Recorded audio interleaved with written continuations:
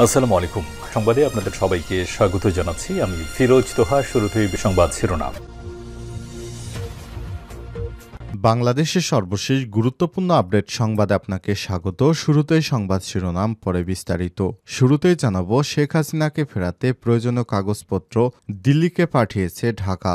বন্দি বিনিময় চুক্তির আওতায় শেখ হাসিনাকে দেশে ফিরে আনতে প্রয়োজনীয় কাগজপত্র দিল্লিতে পাঠিয়েছে ঢাকা। আজ বিকেলে এক ব্রিফিংয়ে পররাষ্ট্র মন্ত্রণালয়ের মুখপাত্র মোহাম্মদ রফিকুল আলম এই তথ্য নিশ্চিত করেছেন। প্রিয় দর্শক, তাহলে কি শেখ হাসিনাকে ভারত দিচ্ছে দিল্লি? এ বিষয়ে গুরুত্বপূর্ণ সংবাদ জানাবো, সঙ্গেই থাকুন। এরপর জানাবো, অপারেশন ডেভিল হান্টে আরও 566 জন গ্রেপ্তার। গত 24 ঘন্টায় সারা দেশে অপারেশন ডেভিল হান্ট পরিচালনা করে আরও 566 জন আওয়ামী লীগ ও সন্ত্রাসীকে গ্রেপ্তার করা হয়েছে। এদিকে 5ই আগস্টের মার্চ থ্রু ঢাকা ঠেকাতে যে পরিকল্পনা গ্রহণ করেছিল হাসিনা সরকার, জাতিসংঘের মানবাধিকার বিষয়ক হাই কমিশনারের দপ্তরের এক প্রতিবেদনে প্রকাশিত তথ্য অনুযায়ী 2024 সালের 5ই আগস্ট শিক্ষার্থীদের মার্চ টু ঢাকা কর্মসূচি ঠেকাতে তৎকালীন শেখ হাসিনা কি পদক্ষেপ নিয়েছিল, এ বিষয়ে খুবই গুরুত্বপূর্ণ সংবাদ জানাবো, সঙ্গেই থাকুন।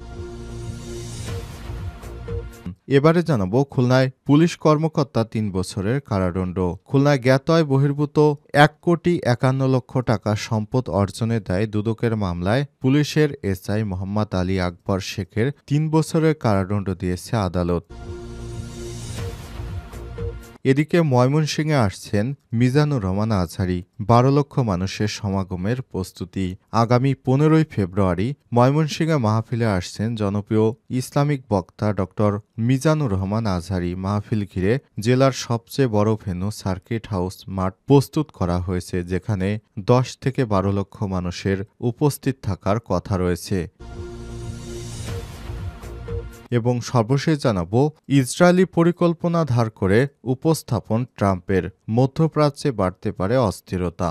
মার্কিন প্রেসিডেন্ট ডোনাল্ড ট্রাম্পের ক্ষমতা গ্রহণের আগ থেকেই গাজা ইউক্রেন যুদ্ধ বন্ধের আশা দেখিয়ে আসছেন। ট্রাম্প প্রেসিডেন্ট হিসেবে শপথ নেওয়ার আগেই গাজায় যুদ্ধবিরতি চুক্তিতে পৌঁছে ফিলিস্তিনের স্বাধীনতাকামী সংগঠন হামাস ও ইসরায়েল। প্রিয় দর্শক, এতক্ষণ শুনছিলেন সংবাদ শিরোনাম, এবারে বিস্তারিত।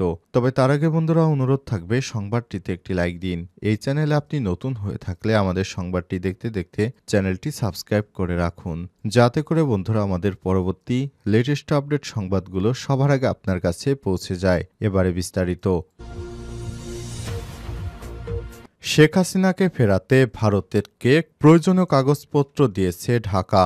বন্দি বিনিময় চুক্তির আওতায় শেখ হাসিনাকে দেশে ফিরে আনতে প্রয়োজনীয় কাগজপত্র দিল্লিকে পাঠিয়েছে ঢাকা। বৃহস্পতিবার 13ই ফেব্রুয়ারি বিকেলে এক ব্রিফিংয়ে পররাষ্ট্র মন্ত্রণালয়ের মুখপাত্র মোহাম্মদ রফিকুল আলম এই তথ্য নিশ্চিত করেছেন। পররাষ্ট্র মন্ত্রণালয়ের সাপ্তাহিক ব্রিফিংয়ে তিনি বলেছেন, শেখ হাসিনাকে দেশে ফেরাতে ঢাকা প্রয়োজনীয় নথিপত্র দিল্লিকে পাঠিয়েছে। দেশটির উত্তরের প্রতীক্ষা করছে বাংলাদেশ। কূটনৈতিক চিঠির সঙ্গে প্রয়োজনীয় সকল কাগজপত্র পাঠানো হয়েছে। রফিকুল আলম আরও বলেছেন, শেখ হাসিনা ইস্যুতে রাজনৈতিক ও কূটনৈতিকভাবে পরীক্ষা করবে বাংলাদেশ। এছাড়াও ভারতে অবস্থানকারী অন্য নেতাদের ফেরাতে আন্তর্জাতিক নিয়ম প্রতিপালন করা হবে কিনা সেটি সরকারের উচ্চ পর্যায়ে আলোচনার বিষয়। এ সময় জুলাই গণঅভ্যুত্থান নিয়ে প্রতিবেদনের জন্য জাতিসংঘের মানবাধিকার কমিশনকে পররাষ্ট্র মন্ত্রণালয়ের পক্ষ থেকে ধন্যবাদ জানান তিনি। বাংলাদেশ ও ভারতের সঙ্গে একটি চুক্তি রয়েছে, যার আওতায় কোনো অপরাধীকে দুই দেশের যে দেশেই ধরা পড়ুক না কেন, অন্য দেশ চাইলেই তাকে ফেরত দেওয়ার জন্য একটি চুক্তি করা হয়েছে। ওই চুক্তির আওতায় শেখ হাসিনাকে ফেরানোর জন্য বেশ কয়েকবার বাংলাদেশের পররাষ্ট্র অধিদপ্তর থেকে ভারতকে বলা হলেও ভারত এ বিষয়ে কর্ণপাত করেনি। তবে ভারতের অনেক নেতাই বলছে যে শেখ হাসিনাকে ভারতে রেখে বাংলাদেশের সঙ্গে সম্পর্ক খারাপ রাখার কোনো প্রয়োজন নেই, সুতরাং শেখ হাসিনাকে ফেরত দেওয়া উচিত। মোদি এখন কি করে সেটি দেখার বিষয়। অপারেশন ডেভিল হান্টে আরও 566 জন গ্রেপ্তার।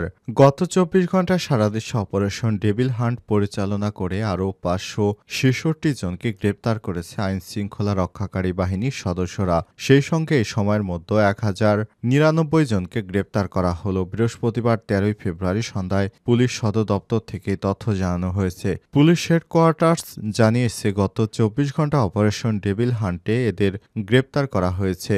গত 24 ঘণ্টা অপারেশন ডেভিল হান্টে বিদেশি পিস্তল ২টি, ম্যাগজিন ২টি, গুলি ৫ রাউন্ড ও একটি করে সোরা ও রামদা উদ্ধার করা হয়েছে। গত শুক্রবার ৭ই ফেব্রুয়ারি গাজীপুরে শিক্ষার্থীদের উপর হামলার ঘটনা ঘটে। এর প্রতিবাদে পরদিন গাজীপুরে দিনভর বিক্ষোভ ও সমাবেশ করে বৈষম্যবিরোধী ছাত্র আন্দোলন ও জাতীয় নাগরিক কমিটি। পরবর্তী দেশের সুপ্রিম সামগ্রিক নিরাপত্তা ব্যবস্থা জোরদার করার সিদ্ধান্ত নেয় অন্তর্বর্তীকালীন সরকার। এরই ধারাবাহিকতা ৮ই ফেব্রুয়ারি থেকে গাজীপুর সহ সারা দেশে অপারেশন ডেভিল হান্ট শুরু হয়েছে। আর এই অপারেশন ডেভিল হান্ট পরিচালনা করছে সেনাবাহিনী, নৌবাহিনী, যৌথ বাহিনী, বিমান বাহিনী, কোস্টগার্ড, পুলিশের সদস্য সহ বিভিন্ন আইন শৃঙ্খলা বাহিনীর বেশ কয়েকটি ইউনিট। তারা যৌথভাবেই অপরাধীদেরকে গ্রেপ্তার করছে। সারা দেশে আওয়ামী লীগের নেতাদেরকেই বিশেষ করে টার্গেট করা হচ্ছে, কারণ তারা নাশকতা ছড়াচ্ছে।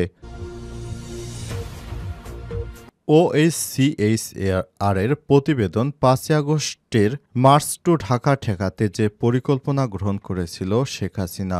জাতিসংঘের মানবাধিকার বিষয়ক হাইকমিশনারের দপ্তর OHCHR এর এক প্রতিবেদনে প্রকাশিত তথ্য অনুযায়ী ২০২৪ সালের ৫ই আগস্ট মার্চ টু ঢাকা কর্মসূচি ঠেকাতে তৎকালীন প্রধানমন্ত্রী শেখ হাসিনার নেতৃত্বে উচ্চ পর্যায়ের বৈঠক অনুষ্ঠিত হয়। ওই বৈঠকে সেনা, বিমান, নৌ, বিজিবি, ডিজিএফআই, এনএসআই, পুলিশ ও অন্যান্য নিরাপত্তা সংস্থার শীর্ষ কর্মকর্তারা উপস্থিত ছিলেন।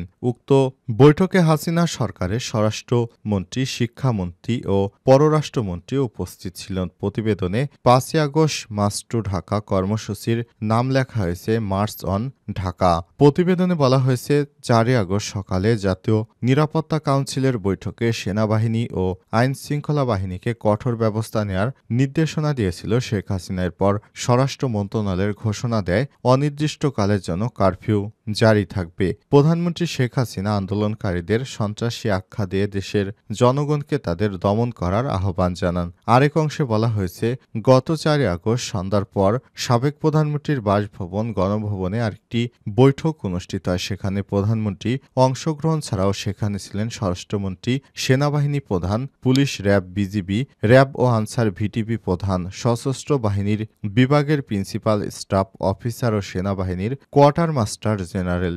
জ্যেষ্ঠ কর্মকর্তাদের তথ্য মতে বৈঠকে সেনাপ্রধান ও অন্যান্য নিরাপত্তা কর্মকর্তা ঢাকা রক্ষার বিষয়ে আবারও প্রধানমন্ত্রীকে আশ্বস্ত করেছিলেন।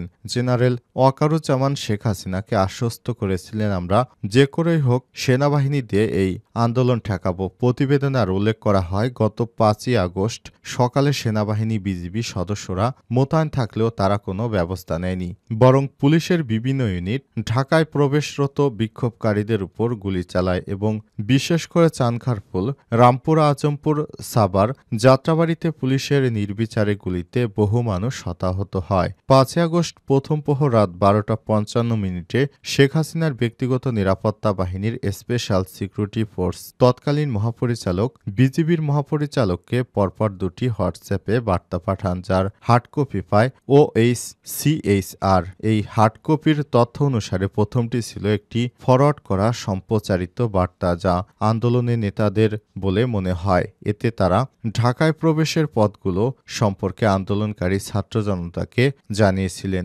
দ্বিতীয় বার্তাটি প্রতিরক্ষা আদেশের রূপরেখার একটি ভিডিও ছিল বলে ধারণা করা হচ্ছে। এতে প্রতিরক্ষার প্রথম ও দ্বিতীয় লাইন, একটি তৃতীয় দূরপাল্লার ইউনিট, একটি ব্যাকআপ ইউনিট, একটি পশ্চাৎভাগের বাহিনীর কথা বলা হয়েছিল।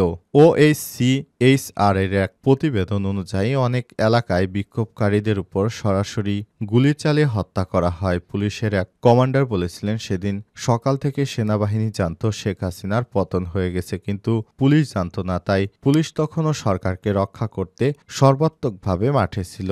সাভারের আশুলিয়ায় পুলিশ প্রথমে বিক্ষোভকারীদের আটকে রাখতে ব্যারিকেড দেয়, পরে নির্বিচারে গুলি চালিয়ে শেখ হাসিনার সমর্থনকারীদেরকে বাঁচানোর চেষ্টা করে পুলিশ, কিন্তু শেষ পর্যন্ত শেখ হাসিনা দেশ ছেড়ে পালিয়ে যাবার গুঞ্জনটি জানার পর পুলিশ নিরপেক্ষ ভূমিকা পালন করে। প্রতিবেদনে আর বলা হয়েছে, ঊর্ধ্বতন পুলিশ কর্মকর্তাদের নির্দেশে গুলিবিদ্ধ মরদেহ জড়ো করে একটি গাড়িতে রাখে এবং পরে সেটিতে আগুন ধরিয়ে দেওয়া হয় যাতে প্রমাণ নষ্ট করা যায়।